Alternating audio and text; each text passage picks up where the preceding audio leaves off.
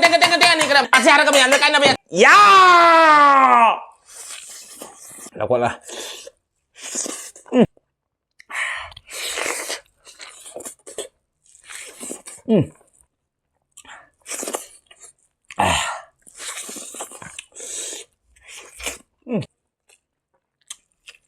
apa melakai dah dia Hawaijar nama don mah manam nungsi mana Sinju nama don mah mai hau mana buah lore nih buah mai jak pada gi hai baga tamban ada buah gi ai do doni nih kan ini mai san buah perlu lagi mai tare buah lore nggak sih di mulut bermasa kula ya do pai dah let's go baby loki kikit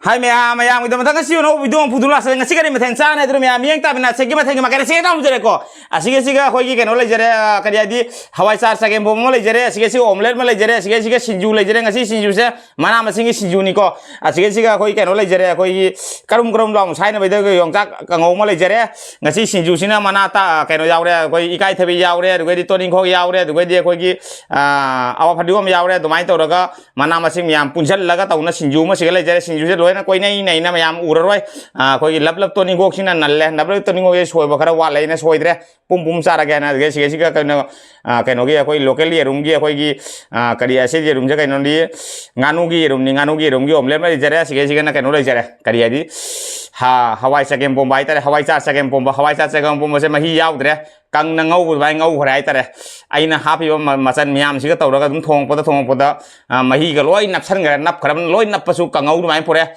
ase ko na sara nga sida dor ma singa dori miam sa ba hono betar ga let's go lo kit ya utul jara ga ising an taki ge ising khorang e bo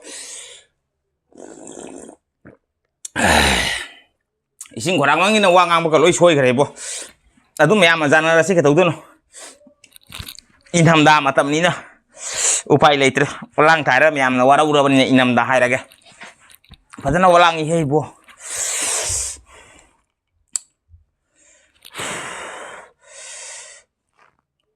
inaki mi si lang oi bo khitan noi su ai thok ba tawrage Chagempomba se Hawaijar Chagempomba se kan to ni ka ka ri thak lang thong mana thak lang thong da khoi mahi chap lang napsan gi bai tare mahi moi hau de ka ngau gi type ta lei khra ba ge manam di lore manam gi mungbang ai tare ngasi di manam di ban nal le aina pore se ka no gi khoi gi yon banu mi to ka no mai jing mi ta porak pani ngasi na kai no sangon se no mi ne na se sare se no mai jing da paraga ni da kwa le ba ko jun ka jan sangon se ai no mi mari ni namme moi no kai no mi da kai ra ga poraga moi no mu numi kya ni thammaga ma no yolak ba kana khangi do di manum kya ni thama ba no kya ni thama ba do matung ngasi chare manam di wow tare aduri miam sa ba ekam hujare ko ase Yongchak le jare Yongchak sina kang ne gam sagai do mi se ngasi gi yerum sima jam na kheno ore machu jam phajabani yong kaisum hapte yerum omlette kaisum hapte ko thum hapi du ge khoi sige ngasi keno hape nakupi leiter ban na khoi keno hape du samoro gi do kukum sora samaro yang hape thum ga samaro tani hapa to se machu jong phajadre yong na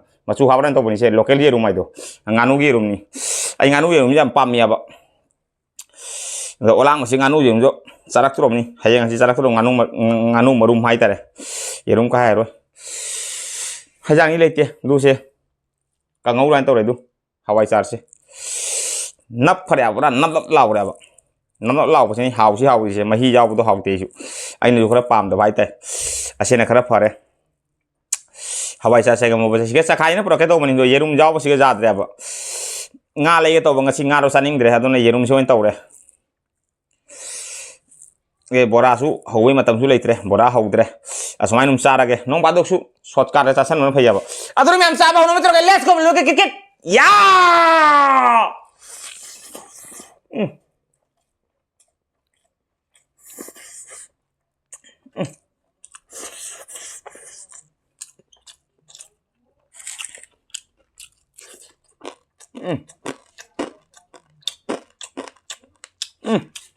Pokoknya Bob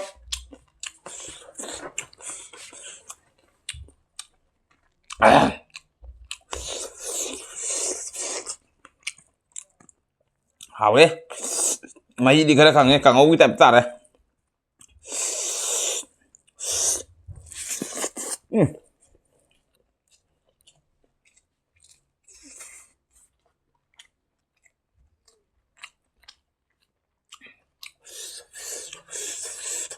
Ai Sinju.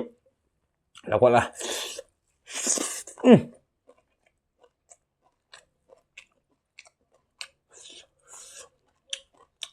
Lấy chứ. Máu chứ. Cùng gai mà.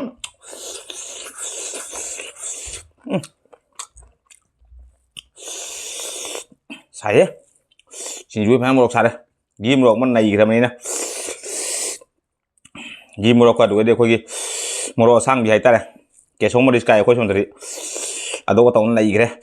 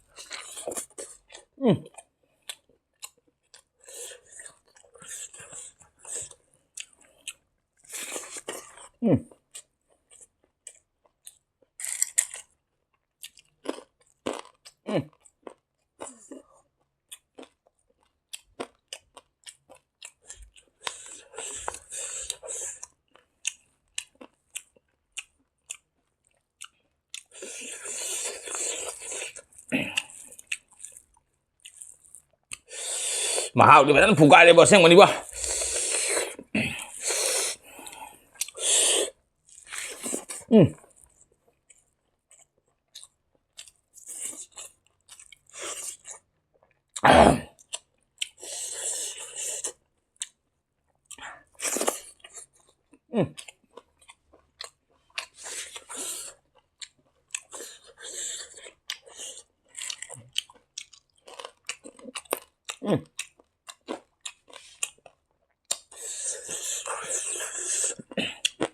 Sinju mahal kan.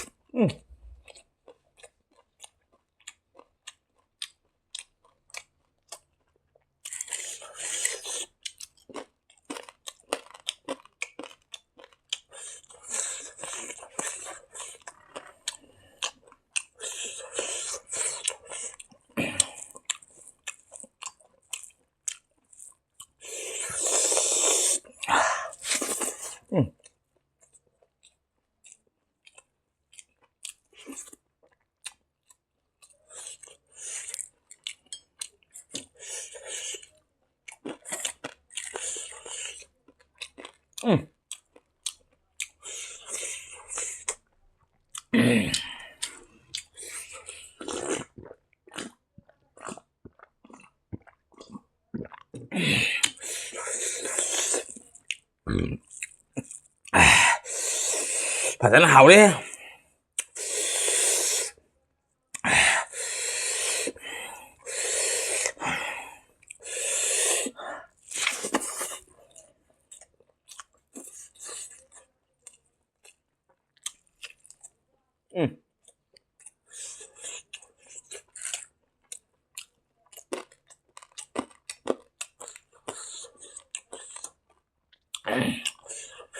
Yongchak nó mà luôn nó phủ gai đặc con đấy.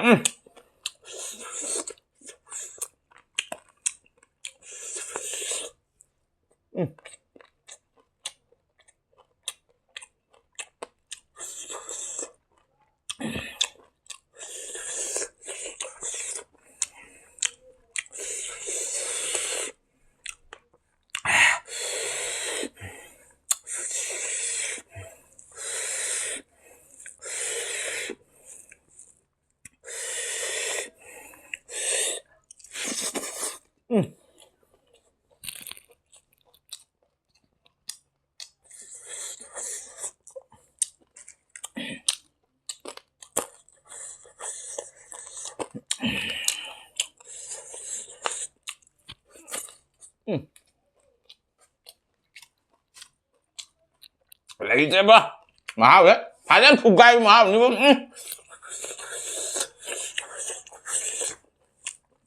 ra nghĩ nào cơ mà pa mày là cái đó không đi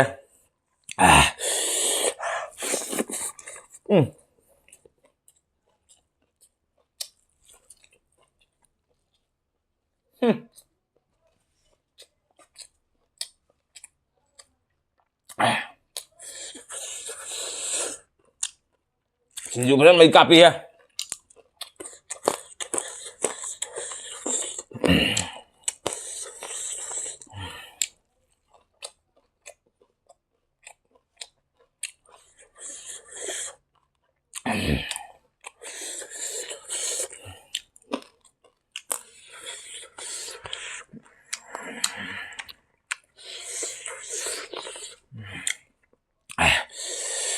Gimana pernah pernah kali ya kita ibu.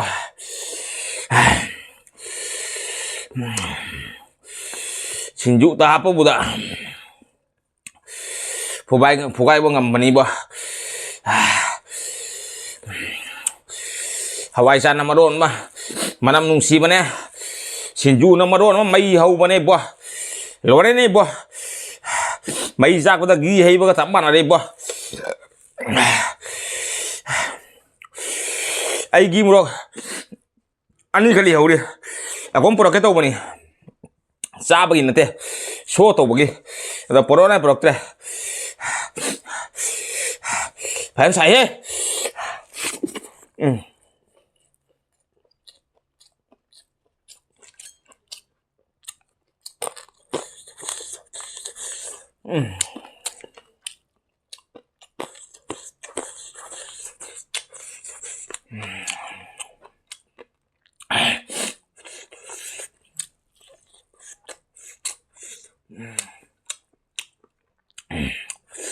anh Hàn ghim một chuyện sao được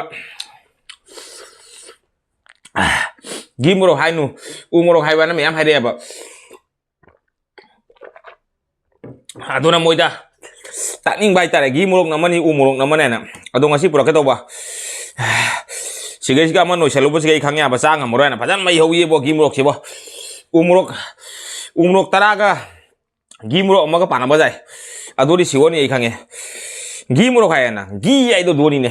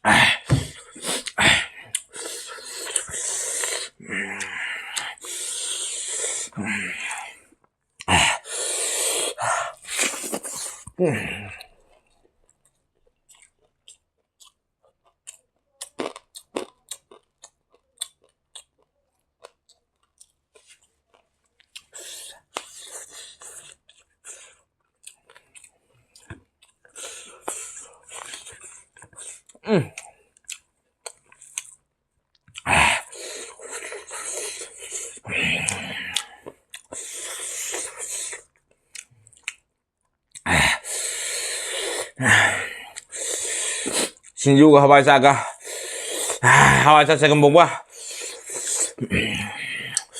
pun na sa ba si kali mahau no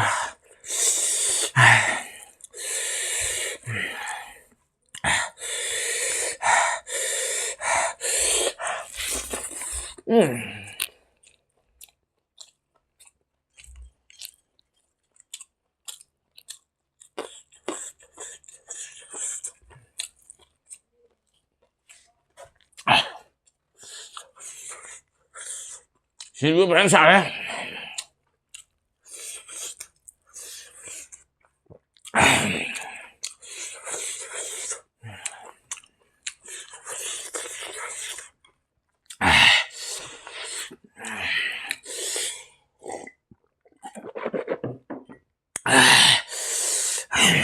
Magun di barang kalle wa gimrok sewa.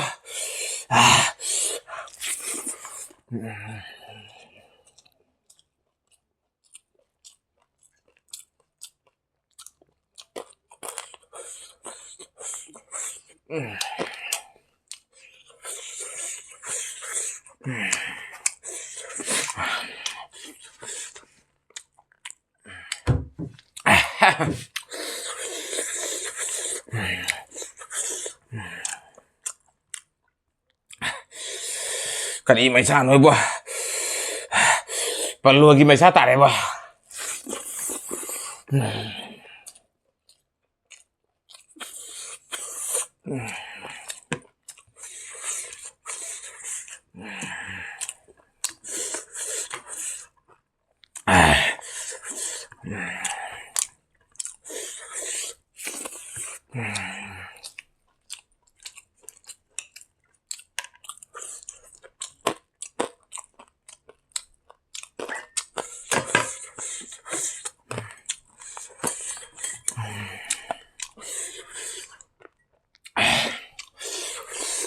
Luarnya nggak sih? Gimrok ki bermasa kula ya dopa dah.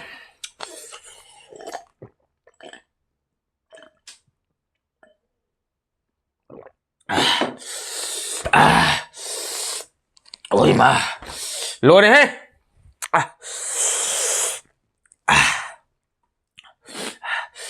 Oh ya.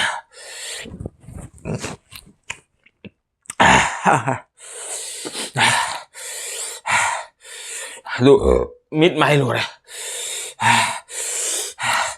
Hawaijar Chagempomba masih luai nggak mau tidak tuh.